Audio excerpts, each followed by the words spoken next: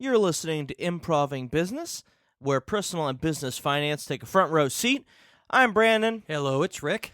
and today we'll be talking about how to be a visionary 101. I can see that. Oh, visionary. I get it. That's not the same thing, Dad. It's different.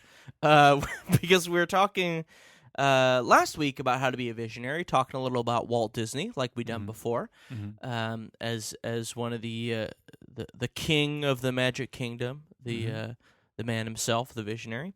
This week we'll continue the discussion of how to be a visionary by talking about William Mulholland, who is sort of a local legend, visionary, who basically made it possible for Los Angeles to get water. Yes, and if you have never been to Los Angeles, when you come out here, think about it as a sub-desert type of conditions. Oh, yeah, it's dry as a bone out here. Because it really didn't have any water. Back then, there was the LA River, and there was 5 families that settled on the LA basin, and they were able to use that water. But as Los Angeles started to grow, they ran short of water. And Mulholland was given the task from the Department of Water and Power to find new sources. And if any of you are a fan of Jack Nicholson, you may have been exposed to this a little bit in the movie Chinatown, which centers around some problems and intrigue around water in Los Angeles. So it's so important that Jack Nicholson made a movie about it, not a documentary. That makes the whole thing important. In fact, it's even more important than the aqueduct that he made. Exactly. That he made a movie about it. More like Jacqueduct. Jack. Yeah. No? Okay. So William Mulholland, the visionary, was an immigrant from Ireland. He went to work for Los Angeles City Water Company as a ditch tender, which doesn't seem like a very glamorous job. I think I used to do that. Yeah, you definitely did. You worked for my grandfather, who was a plumber. Digging ditches, yes. Digging dishes. Awfully good at it, though. But he sort of graduated to become superintendent of the water company at age 31. I didn't do that. I never graduated. No, that was a summer job for you. And in 1904, Fred Eaton and J.B. Lippincott traveled to Yosemite Valley on a family camping trip. Now, how does this connect?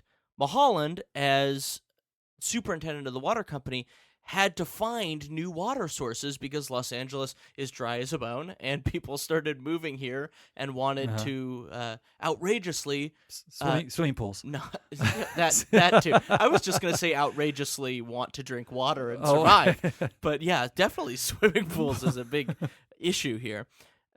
So Fred Eaton and J.B. Lippincott went to Yosemite on a camping trip, and they crossed the Sierra at Tioga Pass and headed south to Bishop for supplies, and eventually back to Los Angeles through the Owens Valley. And during that trip, they crossed the Sierra at Tioga Pass and headed south to Bishop for supplies, and eventually back to Los Angeles through what's known as the Owens Valley.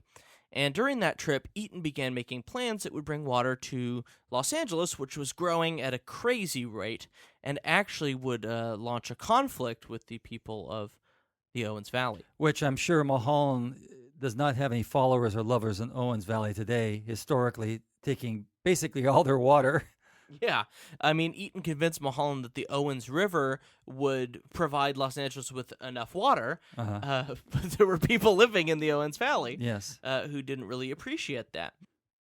If you've never been to California, look at the map, and you'll see the Sierra Nevada, which is basically the mountain range. It's like a backbone. And on one side, the west side, is the Central Valley where all the crops are grown. Lots of water over there. On the eastern side is the desert-type side, or at least a drier side, where Death Valley is. And Owens Valley happened to be a place where there actually was water coming off of the Sierra Nevada. And so these guys saw this as being a great well for Los Angeles and had to figure out a way to get it down.